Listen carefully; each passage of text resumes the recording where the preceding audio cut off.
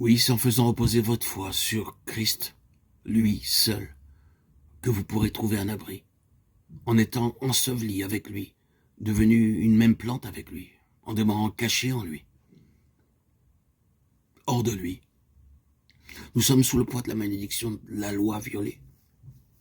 En lui. Parce qu'il s'en est chargé, nous en sommes libérés.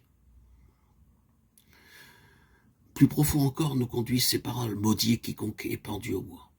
Elles nous révèlent de quelle façon le jugement a été exécuté contre l'ancienne création. Sommes-nous prêts à dire Amen à l'égard de la malédiction qui a frappé cette première création, le vieil homme que Christ a porté sur la croix? Il a subi à notre place les effets de la colère de Dieu contre ceux qui enfreignaient la loi, et ce n'est qu'en prenant notre place en lui qu'il nous est possible d'y être soustraits. Christ a été fait malédiction pour nous, mais tous ceux qui ne sont pas en Jésus-Christ enracinés en lui sont encore les objets de la malédiction qui s'attachent au péché. La seule manière d'en expérimenter la libération est, cela est clair, de nous identifier à celui qui s'en est chargé et de déclarer que sa mort est devenue la nôtre. Nous sommes alors rendus capables de remporter la victoire sur Satan et sur toute sa puissance, comme les Israélites le firent à Jéricho, à la condition qu'ils ne touchassent pas aux choses vouées à l'interdit. Avez-vous déjà pris la position qui vous appartient en Christ en face de Satan et de ses œuvres maudites? Avez-vous demandé à Dieu de rendre efficace à leur égard la malédiction qu'il a prononcée? Quand le diable vous attaque, rappelez-lui qu'il est sous le coup de la malédiction divine, et il se retirera de vous. N'oubliez pas ce qui est écrit du serpent. L'Éternel Dieu dit, tu seras maudit. Nous trouvons de nombreux exemples dans la Bible de serviteurs de Dieu, se représentant ici-bas, qui osèrent exprimer la malédiction de Dieu sur tout acte portant l'empreinte des agissements de l'ennemi. En premier lieu, Noé. Il maudit Canaan parce que sa conduite avait été inspirée par Satan.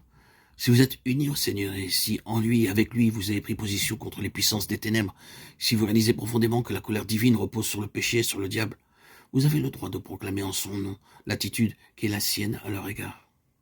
Puis il eut Moïse, l'homme de Dieu, qui en tant que représentant de l'Éternel vis-à-vis du péché invoqua sa malédiction sur tous ceux qui transgresseraient sa loi. Ensuite vint Déborah.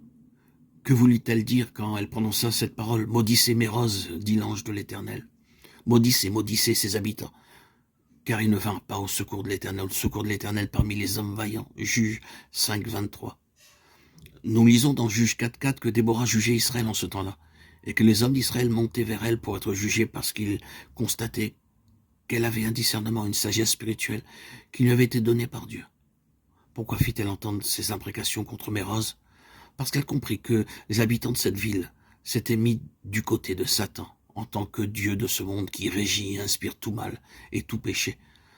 Sa voix ne fut donc qu'un instrument par lequel l'ange de l'Éternel déclara que la malédiction divine allait tomber sur eux. À cause de leur apathie, de leur inaction dans ce temps de crise par lequel passait Israël, ils avaient en fait pris le parti du diable au lieu de prendre celui de Dieu. Ça ne veut pas dire que Déborah ait maudit Mérose, mais ces imprécations furent le résultat de son discernement spirituel, car elle se rendit compte, ce qui est encore vrai aujourd'hui, que lorsque des crises graves menacent le pays ou le peuple de Dieu, la neutralité n'est pas possible.